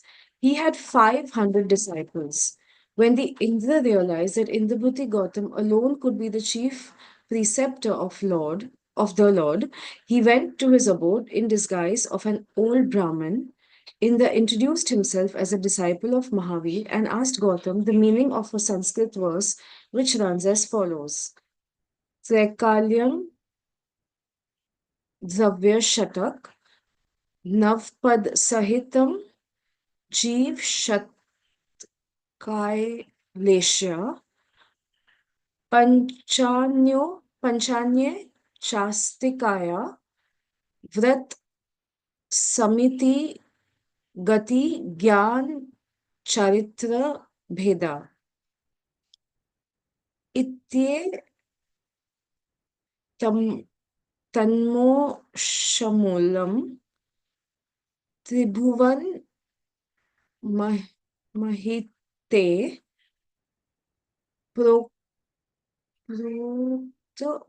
Mahadra Bhirishe Pratyeti Shraddha Dhati Spur Shati Cha Matiman Yah Save Shuddha Drushti. Indrabhuti became thoughtful. What are these 6 substances, 9 matters, 5 astikais, etc.? He concealed his ignorance in his pride and told Indra that he would like to discuss these with his masters, that is Lord Mahavir. He expressed his desire to accompany Indra to the place where the Lord was delivering his sermons. The time was ripe for reception of real spiritualism in the case of Gautam, and for the Lord to start delivering his long-awaited message of religion. As Indrabhuti Gautam came near the Samotsaran, his rigidity suddenly turned into softness. His pride disappeared at the sight of the Manstamba, a pillar just in front of the Samosaran, and he appeared the Lord with a request for his own intimation into monkhood. By his own ability and the magnanimity of Lord Mahavir, he became the first Gandharva of the Lord. There were 10 other Gandharvas whose names were Agnibhuti, Vayubhuti, Arya, Arya Vyakta, Sudharma, Mandit, Maurya Putta, Akampit, Achal Bhadrata, Maitreya, and Prabhas. Amongst his householders, disciple Maharaj Shrenik, that is Bimbisar, the king of Magad, was the chief. He traversed the length and breadth of India continuously for 30 years. Different beings understood his teachings in their own languages. His sermons were called Divyadhvani. He has upheld the independence of the soul and all other substances. He declared that every soul is independent, none depends upon other. Self-reliance is the way to achieve complete independence. Self-reliance is nothing but centralization of one's vision on one's soul only, different from color, attachment, and division. Independence can only be achieved on one's own strength. You can't get infinite bliss and independence in charity or achieve them on other strengths. All souls are separate and independent, not one, but like one, similar, none, big or small. He therefore ordained, regard other souls as your own. All souls are equal, but not one. If our efforts are directed towards the right direction, every soul can attain godhood. Every creature is unhappy on account of his own mistakes and can become happy by removing the mistakes. Mahavir did not propagate any new truth. There is nothing like old or new in truth. Whatever he said is true and eternal. He did not establish truth, he only inaugurated it. He did not found any new religion. Religion is the nature of substances. The nature of substances cannot be built. How can that which can be built be called nature? It can only be known. Remaining away from the pride of doing and detaching himself from non self entities, one who knows the self and the non self without in any way being influenced by others or in all other perspectives is God.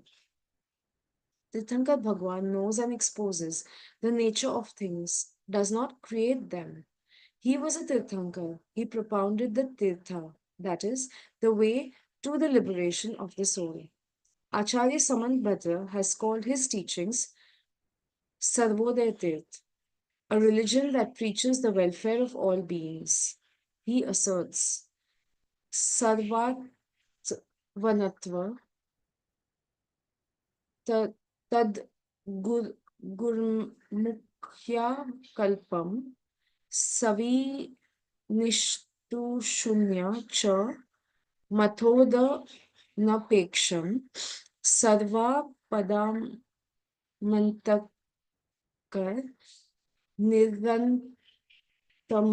nirantam sarvodaya tirthamandi tavaiva. O Lord Mahavir, your religion is for the welfare of one and all. There is no contradiction in your religion. Only whatever you say is relative, that is described from different perspectives. One predominating the other according to contexts. The assertions of other preachers, not being relative, are not able to propound the nature of things as they are. Your exposition of the truth of life is capable of destroying all miseries and misfortunes of this world. and of leading worldly beings to their supreme happiness, and as such, it is the Sarvodaya truth, that is, religion for the welfare of all beings. That which leads to the welfare of all is Sarvodaya. The religion for the welfare of all, as propounded by Lord Mahavir and his exposition of truths of life and immortality, have no narrowness or limits. The religion of the soul is for all creatures.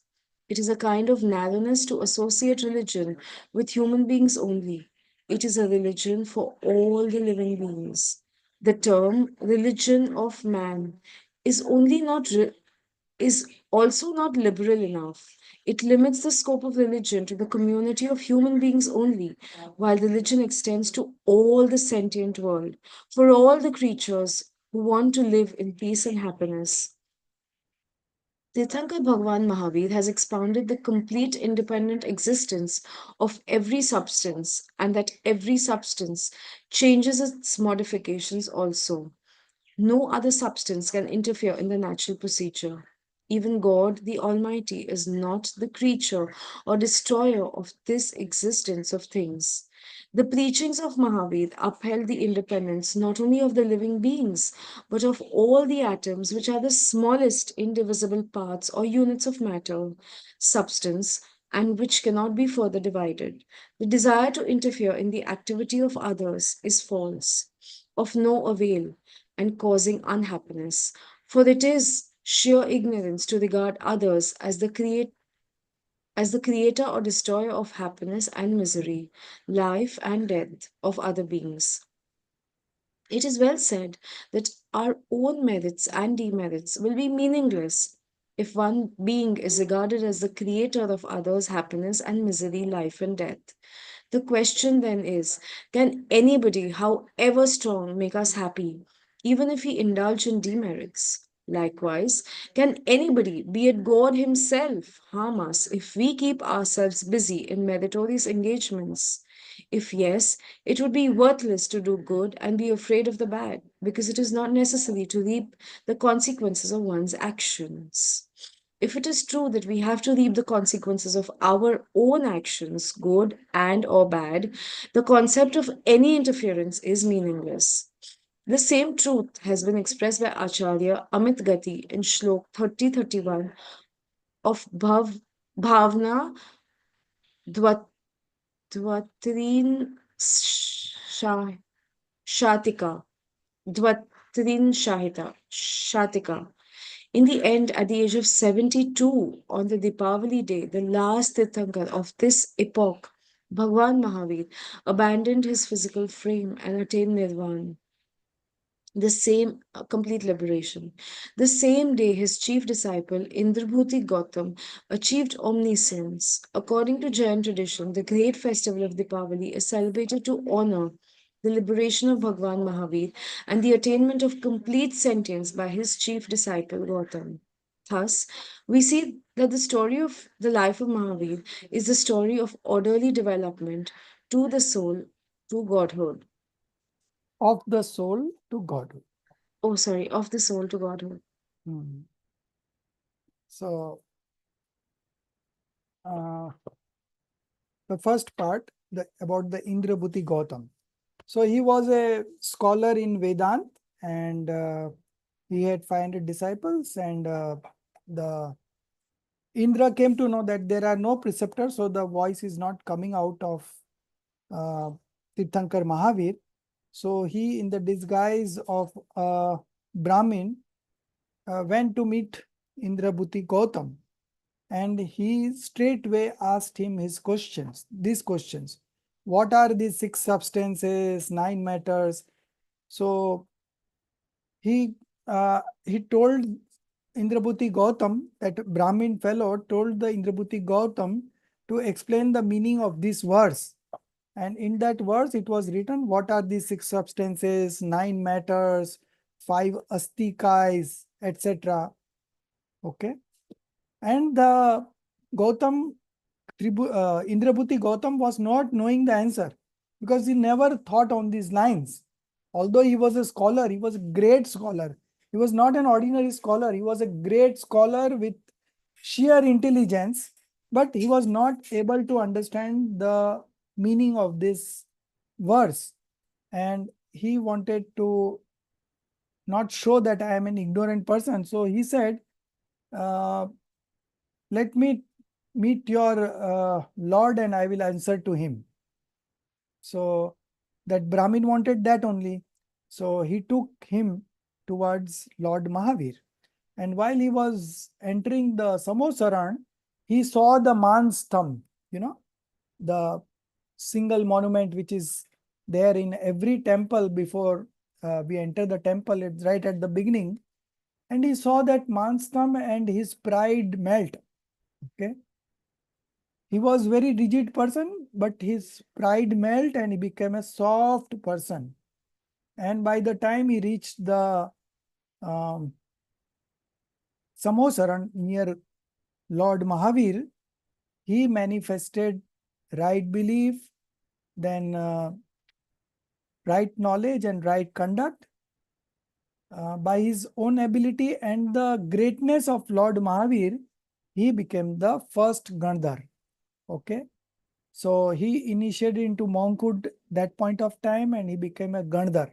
So Gandhar is also a monk, but with special quality to understand the meaning of what the Divya Dhvani says. Okay. So there were 10 others Gandhars at that time, but all these 10 Gandhars were not having the quality that is required, and Indrabhuti Gautam was having it, and so he became the 11th and the chief preceptor. Okay. So other 10 names are given that already she read. Among his householder disciples, in the Samosarana, Raja Shrenik is one of the very famous Maharaja Shrenik. His other name was Bimbisar. He was the king of Madad. He was the chief. Okay. And that same Shrenik soul is going to become Tirthankar in the next 24th Tirthankar. He is going to become the first Tirthankar by the name of Mahapadma. Okay. So all the names of the next 24 Tirthankars are there in the scriptures. Okay. So names are there means the sequence of events are also fixed. Otherwise, how do we know the names? Okay. So everything is sequence bound modifications. Okay. There is a certain sequence that is going to come in the modification, and that sequence cannot be altered or disturbed by anybody. Even the Tirthankars cannot also alter the course of those modification. Okay. So we are left with only accepting that principle. Principle of sequence bound modification. Krambadh Paryay. We are going to study that in detail in the 4th Sem. So I am not going into analyzing that right now, but the thing is that everything is sequence bound. So there we have got the names of the next 24 Tirthankars. And this Raja Shrenik's soul, who is now in the hell, in the first hell right now, he is having a age of 84,000 years. Okay. So he'll be there for the next 84,000 years there. And then he will become a human being and become a monk and become a Tirthankar Mahapadma. Okay. So this is 5th era, another 27,000, another 21,000 6th era. Again in the reverse cycle, first 21,000 6th era, then 21,000 5th era. So 21, 21, 21, 21, that is 84,000 years he will be in hell. It has already been 2,000 years that he is in hell, and then he will come out of that hell and become the first Tirthankar in this Bharat Kshetra. His name would be Mahapadma. So same soul. Same soul was the chief disciple during Mahavir's Samosaran, and the same disciple is now in Narak, first hell, and that same soul will become Tirthankar. So this is the whole journey. Then after attaining this omniscience knowledge and with this his divine sound, he spread the religion of Jainism throughout the India for the next 30 years. Okay. His sermons are called Divya Dhwani. He has upheld the independence. What was coming in his sermons, what was coming in his sermons, few of the points are written over here. He declared, first principle, he declared that every soul is independent. None depends upon the other. Not only soul is independent, but each substance is independent. One substance cannot do anything for the other substance. Okay. So this is the first principle. The second one, self-reliance is the way to achieve complete independence. Now, what is this self-realization? Is explained in the third point. Self-reliance is nothing but centralization of one's vision on one's soul only, different from color, attachment, and division. Okay. So self-reliance is means taking shelter in the own soul. Okay. And when you take shelter in your own soul, you realize that you are an independent soul. Okay. So that central self-realization is nothing but centralization of one's vision. Visions means active consciousness. Upyog. Okay. So your upyog is indulge in sensual pleasures. Now we have to remove that active consciousness from there and take it towards your own soul. Okay. So centralization of one's vision on one's soul only, different from color. Color means matter, substances. Okay.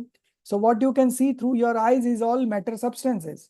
So different from color, rang, then rag. Rag is attachment. That is bhav karma. Then third one is division. Division is gun bhed. Okay. Different kinds of attributes. Okay. So you remove your attention from color. That means material substances, all that you can see around. The second is the attachment that is being manifested in your modification. And the third one is the division, gunbhed, that don't keep on discriminating between this is Gyan, this is Darshan, this is Sukh, this is Virya, this is Prabhuta, this is Vibhuta. We have got infinite attributes. And you keep on counting each attribute, you will never be able to realize yourself. Okay. So we have to discard that also. Okay. And take our active consciousness towards our soul. And the moment we take it there, it becomes one with the soul, and that is the moment of self-realization. That is the moment of manifesting pure sentiment. Okay. So that was the third principle. Fourth principle, independence can only be achieved on one's own strength. Okay. No dependence. You can't get infinite bliss and independence in charity or achieve them on others' strength. So you have to do your own work and you only going to be benefited. Now, what else he said in his sermons? That all souls are separate and independent, not one, but like one similar. We are all soul. So we are similar in that sense that you are also soul and I am also soul. You have got infinite attributes, I have got infinite attributes. In that manner, we are all same. But having said that, we have all our individual identity. We are not one in that sense. Okay. All souls are separate and even not one, but like one, similar, none big or small. He therefore ordained 4 principles. Regard other souls as same as your own. So same as is missing here. You can write it down. Regard other souls as same as your own. That means all souls are equal. Second one, all souls are equal but not one. So they are equal, that is mentioned in the first one, but equal does not mean that they are all put together one. Each is an independent, each is having his own independent identity. And that identity, independent identity, never gets destroyed. It will always exist. If our efforts are directed towards right direction, that is very important. In the Just now we were discussing that what would be true scriptures and what is true, whether there are 14 dreams or 16 dreams, what is true. So here again the answer is if our efforts directed towards right direction. Now this is something very challenging. Generally people don't get the right guidance. Now I don't blame those people because their destiny is such that they go to the wrong people and they get the wrong advice and they follow the wrong path. Now this is the plight of the worldly existence. We cannot change it, but we can do everything in ourselves. Okay. So if our efforts are directed towards right direction, every soul can attain godhood. As you have seen that Indrabhuti Gautam, he was not a Jain. He was a non-Jain person. And he went on to become the first preceptor of Lord Mahavir. Such a transformation in just a short time. Can you believe it? It's very difficult to change your belief. And here we have a person who is not a Jain. And he became the chief preceptor. So such fast can be the transformation only if you keep your mind open, right? Don't get into any of the sects, okay? So you have to keep your mind open and you accept what is correct. You do the analysis on that. There is no harm in that. You ask questions about that, but then at a certain point of time, you have to take decision what is right and what is wrong for you. I was myself Sthanakvasi. I was myself Sthanakvasi, Svetambar. But I was never into religion at all. I was zero into religion. So my knowledge was zero. And so what came to me, I tried to accept it just by putting logics behind it. And I found it very interesting and I adapted it. So for me, it was easy. But those who have gone deep into some religious understanding, it is very difficult for them to come back from there and accept the right thing. Okay. One who does not know anything, just like Indrabhuti Gautam, he readily accepted because he was looking at the logic. He was a scholar himself, so he knew all the logics, what works and what does not work, what is the logical explanation. He used to know everything, and that's why he was able to accept the right things. Fourth and the last principle, every creature is unhappy on account of his own mistake. Now, what is this mistake? Himali, one sentence. What is this mistake?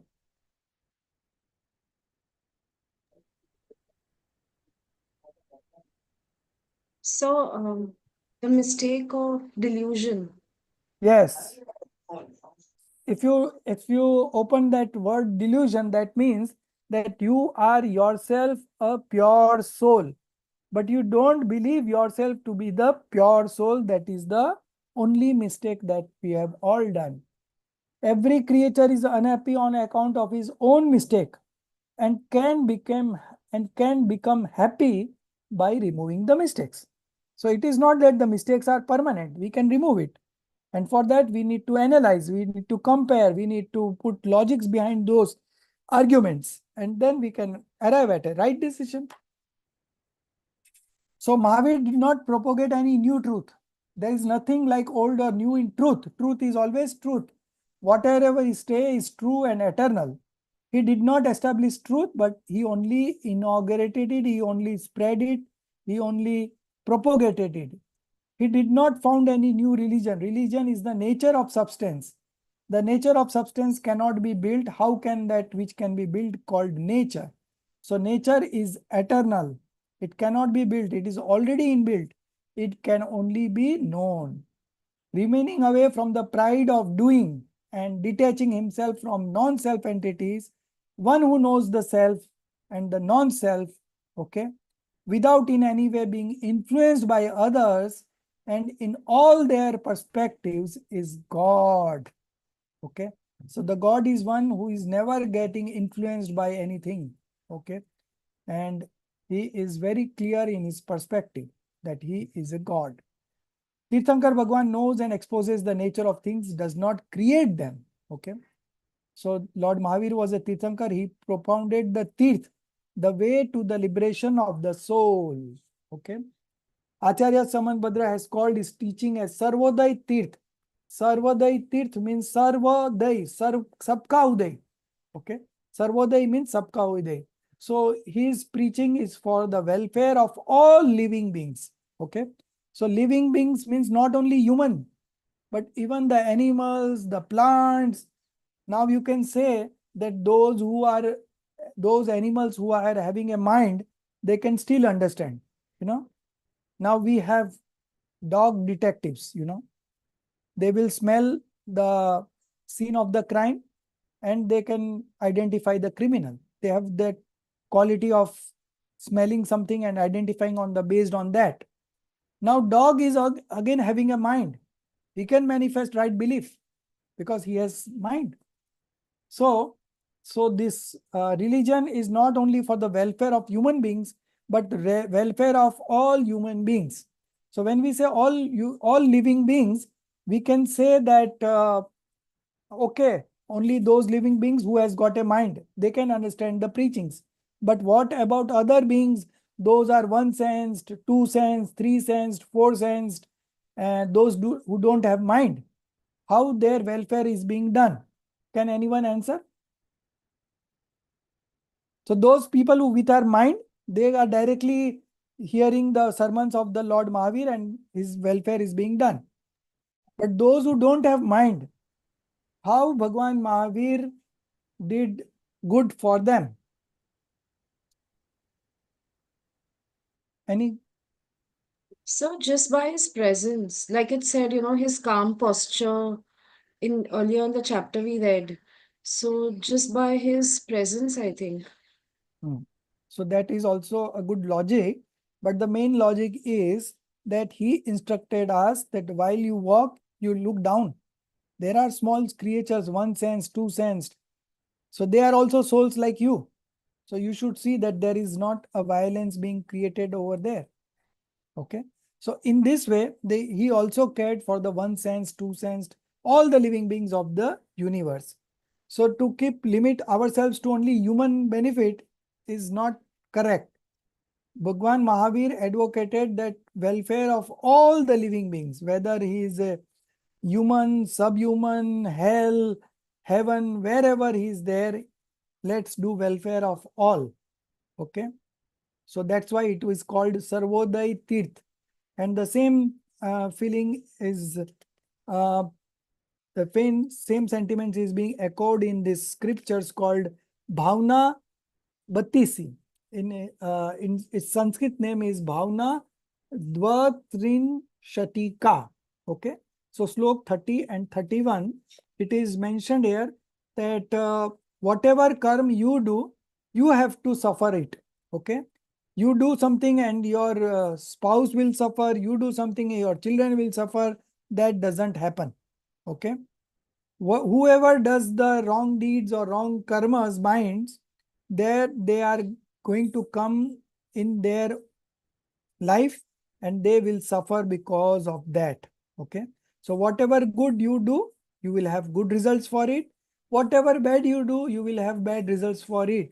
So it is the self that is going to enjoy or suffer. Okay.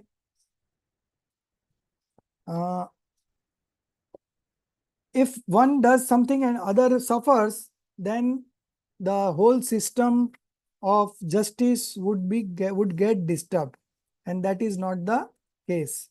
Okay. So whatever we have done, we have to suffer. Because of that, we cannot do anything for the other, and our own merits and demerits will be meaningless if one is being regarded as the creator of others' happiness and misery, life and death. The second last paragraph, the question is, can anybody, however strong, make us happy? Even if we indulge in demerits? Likewise, can anybody be God himself? Harm us if we keep ourselves busy in meritorious engagement? No. One substance cannot do anything in the other substance. We stand by that principle, okay, and that is what being preached in the sermons of Lord Mahavir. in the end, at the age of 72, on the Deepavali day, okay, just now we had a Deepavali day. So we don't celebrate Deepavali according to Hindu religion. In Hindu religion, Deepavali is being celebrated because that day Ramchandra ji, Sita and Lakshman came back from their exile. Okay. But in Jainism, we celebrate Diwali because that was the day Tirthankar Bhagwan Mahavir got liberated. Okay. We call it as Nirvan Divas, Bhagwan Mahavir Nirvan Divas. So we should celebrate Bhagwan Mahavir Nirvan Divas and not Diwali. Okay. The same day, his chief disciple, Indrabhuti Gautam, achieved omniscience. Okay. So at the age of 42, Bhagwan Mahavir got omniscience knowledge. And once he got omniscience knowledge, Indrabhuti came into the picture. And within the next 30 years, that Samosaran went to all the places throughout the country. And the day Bhagwan Mahavir got liberated, the same day Indrabhuti Gautam achieved omniscience knowledge. So Bhagwan Mahavir went to got liberated in the morning 4 o'clock, and the same day in the evening 5 o'clock, Indrabhuti Gautam achieved omniscience. He became a Kevali, Keval Gyan. According to Jain tradition, the great festival of Deepavali is celebrated in honor of the liberation of Bhagwan Mahavir and attainment of complete sentience by his chief disciple Gautam, Indrabhuti Gautam.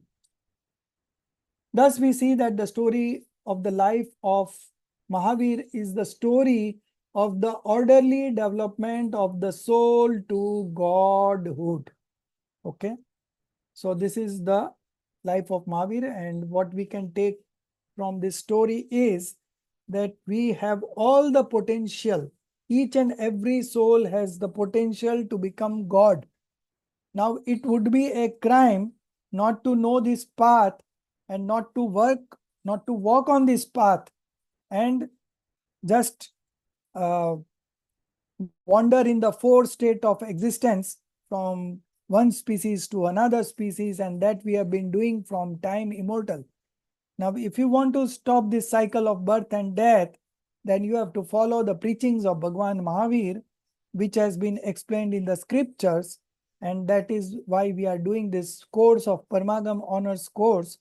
And over a period of 5 years, in fact, in the first 3 years, you will be well versed with all the principles. And the last 2 years, we will be just looking at the application of those principles. Okay. So it's going to be a life-changing course for all of you. And we do some business, we never know we will be successful in that or not. But here, all your efforts will be 100% successful. Okay. Because we are doing something to realize our nature. Okay. And we can do something in our own nature. We cannot do anything outside because outside world is independent. All the 6 substances in this universe are working independently on its own. They are manifesting on its own. Everything is in automotion mode. One substance cannot do anything in the other substance. So when then everything is working independently, functioning independently, where is the requirement of me doing something? Okay. And I may have that feeling of doing something, but can I do it? That is the question one should ask to each one yourself. That we do say that I do this, I have done this, I have done that. But actually we can do, as a soul, we can only just know and see. We can be an observer and nothing else. Okay. Now, if you believe yourself to be a pure soul, then your function is to just know and see. Nothing beyond that. And that is what Mahavir did. He realized himself, he became a monk, he manifested omniscience knowledge, and he got liberated. And we were there also. We were there also when Adinath Tirthankar was there. Okay. The soul is there since time immortal. So there is no birth, no death of soul. Only thing is that whether you want to wander in the four state of existence or you want to get liberated and enjoy eternal bliss forever. Okay. So the bigger the objective, the more precise the efforts. Okay. So if you if a student of class 5, 6, if he decides that he want to come first, his efforts will be of different level. If he decides that I just want to pass, then his efforts will be different, right? So it is all for us to charter our growth, to take our destiny to a different level, okay, with our supreme effort, okay. And we can walk on the path shown by us, our Tirthankars, and it's very well written in the scriptures, and the scriptures are available. We can just read and understand. And further, we are more fortunate, you are all more fortunate that you have a teacher to teach the scriptures. When I did this course on a correspondence basis from Jaipur Todarmal Smarak Trust, there were no teachers. We had to read the scriptures on our own and appear for exams. It was like that. And that I started in 2011. And by the time I finished it in 2016, I got this opportunity to teach in Parmagam Honors. And that's how this teaching story started. I was not destined, I never thought I will become a teacher. But the destiny has something else, and we never know. But it has been a very good experience. And if you also put in efforts, okay, there will be challenges in life. Everyone has challenges, but we have to take that call that what is going to benefit me. So this is only going to help you. This is going to come with you in the next birth. Everything else will be here only. Whether it is 5 crores or 100 crores or 1000 crores. Few months ago, one investor, what was his name? Rakesh Junjunwala. Yeah. He left around 45,000 crores rupees wealth for his family. But what did he carry with him? And the time he spent to make those 45 crores, the time has gone. Okay. So our objective should be to earn that much that this present life will go smoothly. That all we can provide for ourselves, and the rest of the time we can put into studies of this scriptures. Okay. And that will bring happiness while we are studying, and that will bring infinite happiness when we get liberated. Okay. So with this note, we end. Our time is also over. And next week, we will be doing the last chapter, Devagam Stotra. Okay. So I have prepared 3 questions for Viva, and I'm going to float today in the group. And that 3 questions, you will be given 21 days time. Okay. So out of that, 2 questions we have already studied. Okay. 1 question we are going to study in the next week from this chapter of Devagam Stotra. So that question you do it later on, okay, after next week. But the first 2 questions you can attempt. Okay.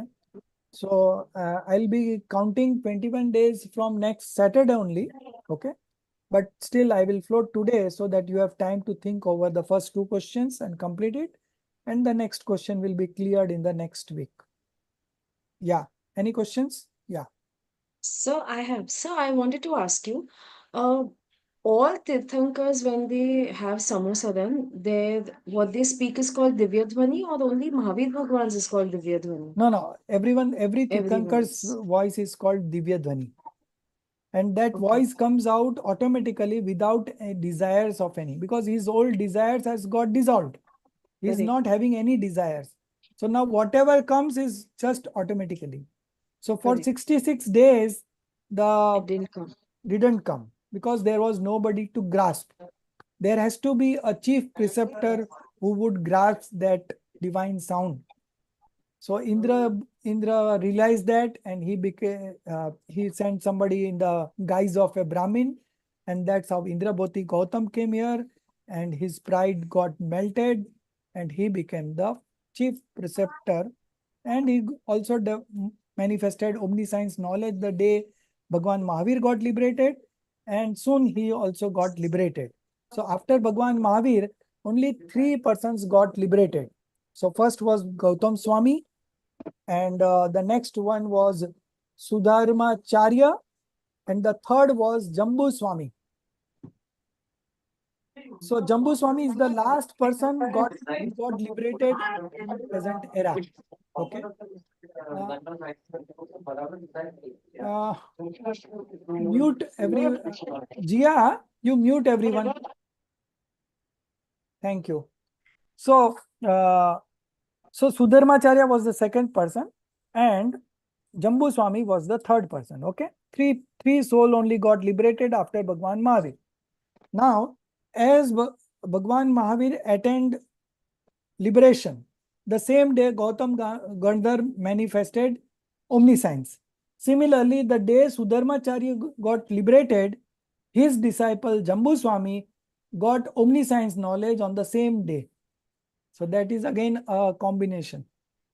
So Sudharmacharya got liberated the same day Jambu Swami got omniscience knowledge, and then Jambu Swami got liberated, and that is the last person who got liberated. Then there were no soul who got liberated. Okay. So But will they become Tirthankar, sir? no. They got liberated, no? They got liberated. Yeah. Oh, liberated. Yes, Yes. Now they will not come back to this universe. yes. Yes. So I have one more question. Uh-huh. So we read that at the age of 42, in his state of deep self-absorption, he annihilated subtle attachment. Yeah. So what does this mean, subtle attachment? Rag. And why does rag was there? Because the rag was there because of the dravya karma. Okay. So while he was in his deep introspective meditation, these karmas got destroyed on its own. And when the karmas was not there, the corresponding attachments will also be not there, because attachment are not because of our nature. Okay. Attachment arises only when we take shelter of the karmas. Okay. And when we take shelter in ourselves, the karmas get destroyed automatically. Okay. So Bhagwan Mahavir only got engrossed in himself, and the karmas, all karmas got destroyed automatically. And that is how he destroyed all the attachments also. So when we say attachment, it is not only attachment, it is attachment, aversions, passions, all kinds of alien disposition, whatever you say, it's all that bracket only, bhav karma. So dravya karma got destroyed, bhav karma got destroyed, and no karma got destroyed. All the karmas got destroyed, so he got liberated. So, sir, are they saying that at 42 he reached a particular gunasthanak? Are they referring to that? What, 42? At the age of 42, Huh? are they referring to the fact that when these subtle attachments went away, he destroyed them, he reached a particular gunasthanak? Yes, Are they, he reached 13th stage, no? that's So, what. so when he destroyed attachment, it was 12th stage. Vitrakta first came, and then subsequently within 48 minutes, he manifested omniscience knowledge. Okay. So once you manifest complete passionlessness, within 48 minutes, other 3 karmas also get destroyed, and all the 4 obscuring karmas get destroyed. So you attain 13th stage of spiritual development. That is the Arihant Avastha, Arihant state. Okay. Any other questions? So I have, but it's not related to this chapter. So you can ask, no problem. No, Otherwise, sir, I wanted to know. let's finish this Yeah. stuti, and then we will be, those who want to stay in the class will stay. We can discuss your question. Okay. निज निधि निज में बताई, यह अनंत उपकार है, उसके लिए जिन वाणी माँ को वंदना 7 बार है, उसके लिए दीनवाणी माँ को वंदना 7 बार।